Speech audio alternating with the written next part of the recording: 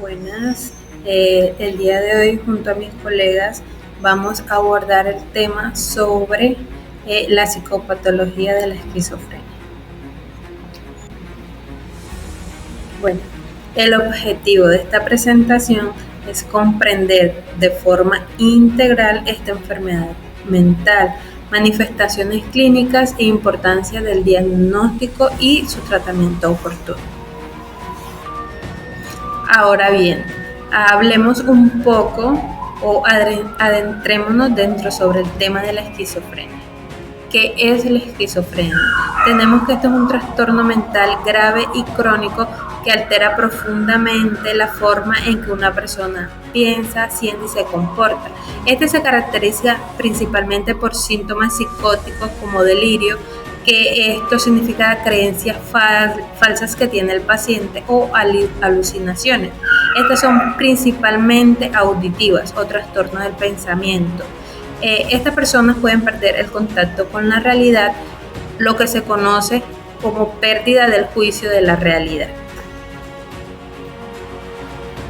Bien, ahora adentrándonos un poco en la historia de esta patología, tenemos que el concepto esquizofrenia ha evolucionado con el tiempo.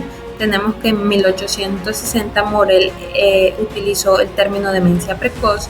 Luego tenemos que en 1896 Kraepelin definió esta condición como demencia precoz, una enfermedad mental degenerativa que comenzaba principalmente en la juventud. Más tarde tenemos que en 1911 el psiquiatra suizo Eugen Bleuler propuso este término, esquizofrenia, que significa mente dividida.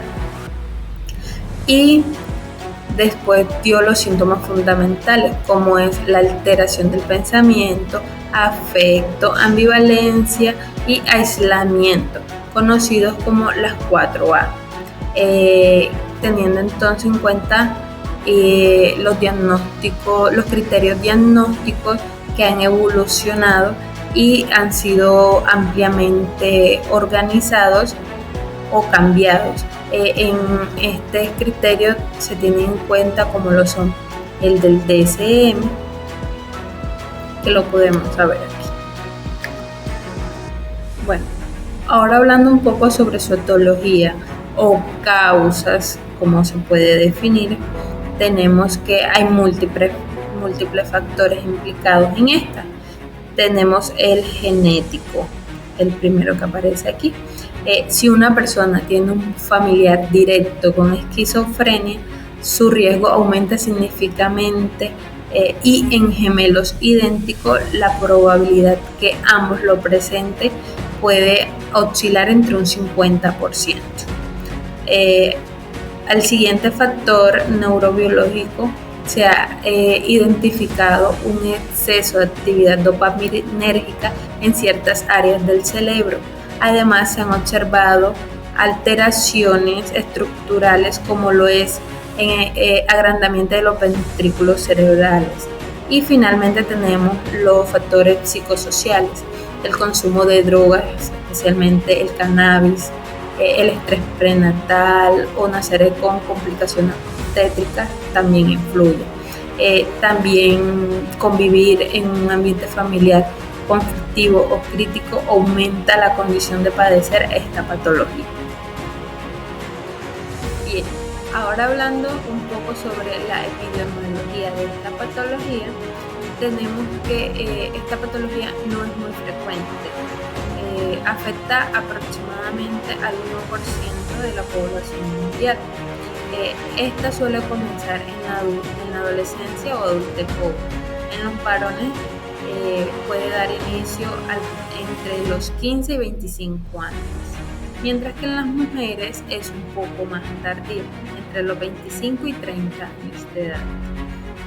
En general, tiene un curso más severo en los hombres. Es una enfermedad que genera alta discapacidad tanto para el paciente como para su entorno familiar y social.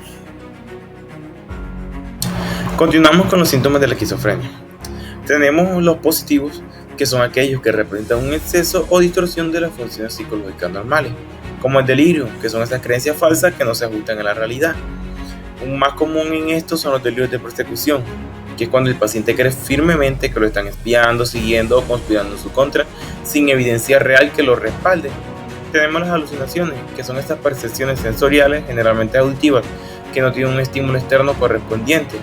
El paciente escucha voces que lo insultan o que le dan órdenes, sin que haya nadie hablando a su alrededor.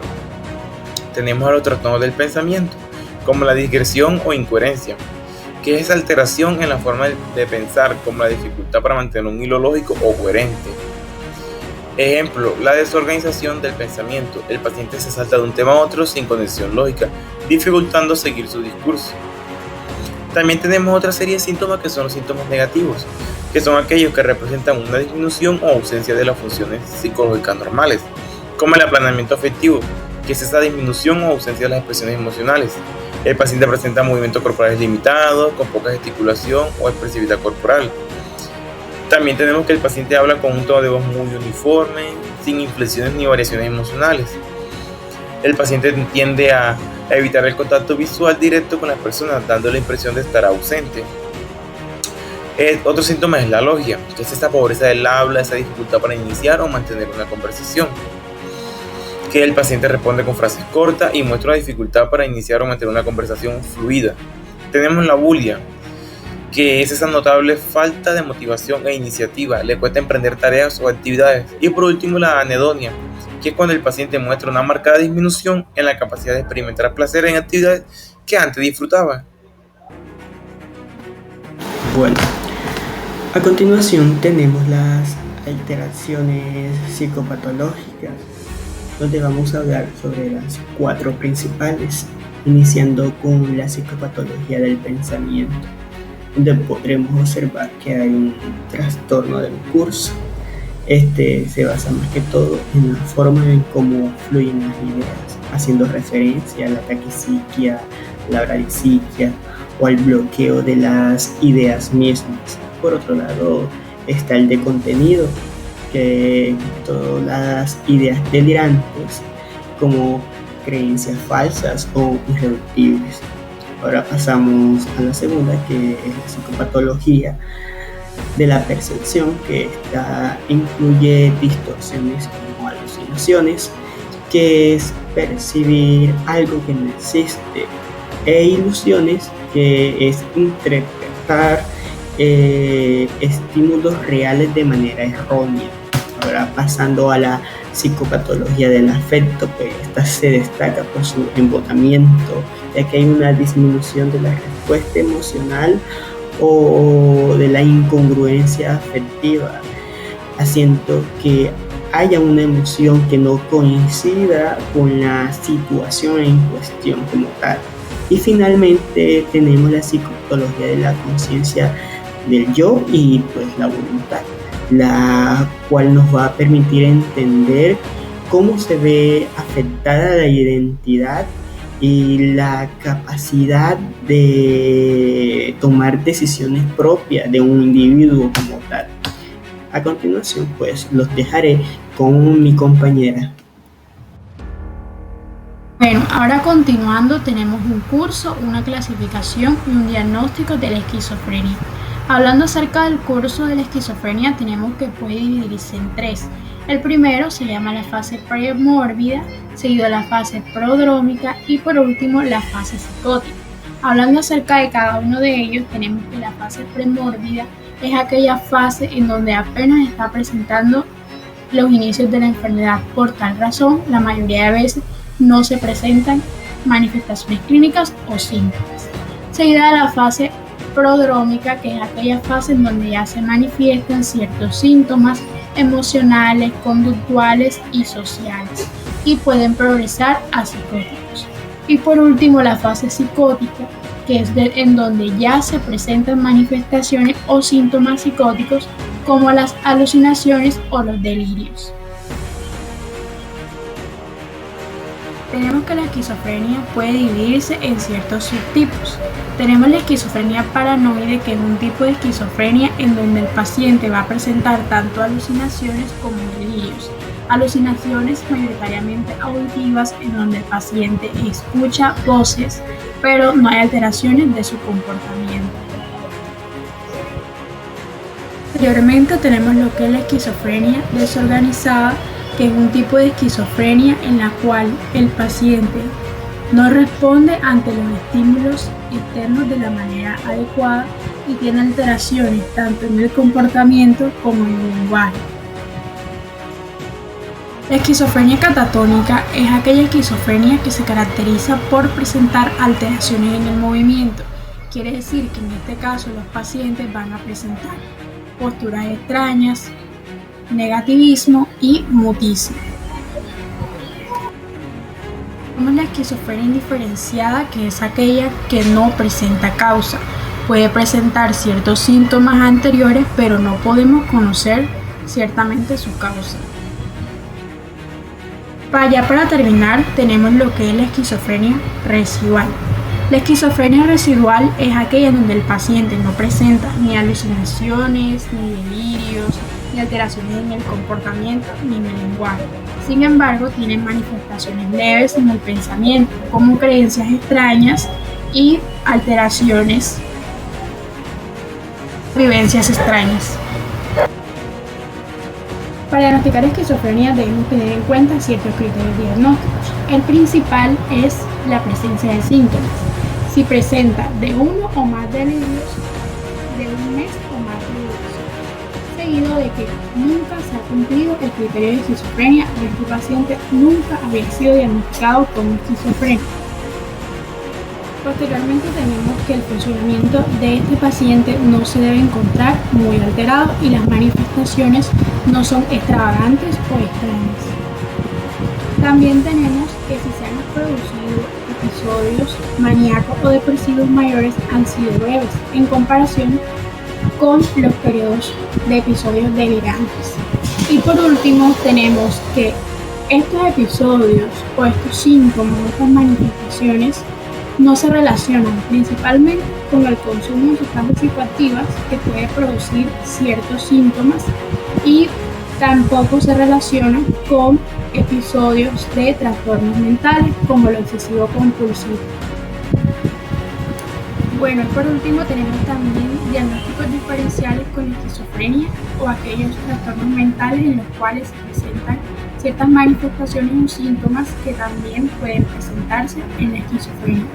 Tenemos como principal o el más relacionado el trastorno depresivo mayor o trastorno bipolar con características psicóticas o catatónicas, que en este caso se presentan alucinaciones o delirios, pero si se presentan en un episodio depresivo mayor o trastorno bipolar, el diagnóstico es episodio depresivo mayor con características psicóticas acompañado del trastorno bipolar. Tenemos el trastorno esquizofreniforme, en donde los pacientes presentan estos síntomas, pero duran al menos 6 meses o menos de 6 meses. El trastorno delirante, en donde los pacientes presentan ausencia de comportamientos positivos de la esquizofrenia, como las alucinaciones, los delirios, los comportamientos desorganizados o el lenguaje desorganizado. En este caso, solo presentan delirios o creencias falsas que suelen durar de un mes o menos de un mes. Ya por último y para terminar tenemos lo que es el trastorno obsesivo compulsivo y trastorno dismórfico corporal, que de cierta forma se relacionan, y es cuando los pacientes desarrollan ciertos tipos de obsesiones, más que todo por el aspecto y por el color corporal. Además de eso, estos pacientes van a sentir que están obesos, donde en realidad están bajos de peso. Bueno, yo les estaré hablando acerca del tratamiento de la esquizofrenia. Según la guía práctica clínica de la esquizofrenia en Colombia, el tratamiento ideal son los antipsicóticos orales típicos de segunda generación. Ustedes se preguntarán cómo funcionan estos fármacos. Ellos funcionan principalmente bloqueando los receptores de dopamina D2 y serotonina 5-HT2A en el cerebro, disminuyéndome tanto los síntomas positivos como los síntomas negativos en el paciente. Algunos de ellos son los delirios, las alucinaciones, los temblores, la rigidez, entre otros. Ahora, ¿Cómo está enfocado el tratamiento de la esquizofrenia? El tratamiento de la esquizofrenia va enfocado a la fase clínica de la enfermedad y no al tipo de esquizofrenia. Entonces lo vamos a dividir en una fase aguda y en una fase de mantenimiento. En la fase aguda se dan los antipsicóticos orales atípicos. Algunos de ellos son la risperidona, la olanzapina, la paliperidona y el aripiprazol. Hay otros más, pero estos son los que tienen como más relevancia. Ahora, ¿cuánto va a durar el tratamiento de la fase aguda? Va a durar de 4 a 6 semanas con monitoreo estricto. Una vez que el paciente supere la fase aguda, se le da un tratamiento de mantenimiento en la fase de mantenimiento.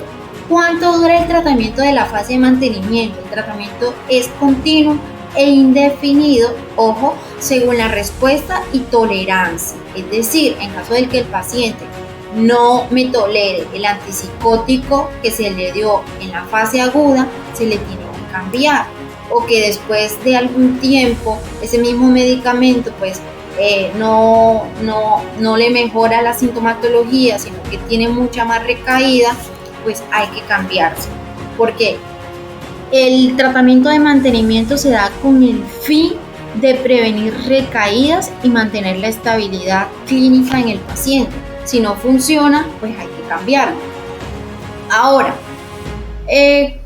aquí traje una tablita en la que traje pues algunos de los medicamentos que se utilizan para el tratamiento de la esquizofrenia. Entonces tenemos la risperidona, que viene en tabletas de 1 a 3 miligramos, dosis promedio es de 4 miligramos, el rango de miligramos día es de 1 a 6 miligramos y la dosis máxima es de 9 miligramos. La olanzapina, hay que tener mucho cuidado con este fármaco porque uno de los efectos adversos es la granulocitosis, y este solamente se usa como alternativa cuando ya el paciente pues no tolera ninguno de los otros antipsicóticos, es decir, no tiene opción. Entonces hay que tener mucho cuidado. La paliperidona viene en comprimidos de 3 a 6 miligramos, dosis promedio es de 6 miligramos, el rango es de 6 a 12 miligramos y la dosis máxima es de 12 miligramos. El aripiprazol viene en tabletas de 10, 15 y 30 miligramos, la dosis promedio es de 15 miligramos y el rango de miligramos diarios es de 10 a 3 miligramos. La dosis máxima es de 30 miligramos. Unas consideraciones claves que tenemos que tener para el tratamiento de la esquizofrenia es que siempre debe darse la dosis más baja al paciente hasta ajustarle al rango terapéutico. Otra cosita muy importante es que hay que tener cuidado con dos fármacos muy importantes que son la clozapina, que ya lo mencioné, y la olanzapina en pacientes con enfermedades metabólicas como la diabetes, la hipertensión, entre otras. ¿Por qué? Porque puede complicarme ya la enfermedad de base que tiene este paciente y me aumentan los efectos adversos. Siempre cuando al paciente se le receta un medicamento hay que decirle los efectos adversos. Ahora, una cosita muy importante, y es que en la fase de mantenimiento, en el tratamiento de mantenimiento, algunos pacientes, pues en el caso de que no se quieran tomar la pastilla, se les olvide, pues se les da un antipsicótico en presentación inyectable. Tenemos la risperidona, que es cada 2 semanas, la paliperidona, que es mensual, el haloperidol, que también es mensual, y la flufenacina y pipotiacina, que pues también viene mensual o bimensual.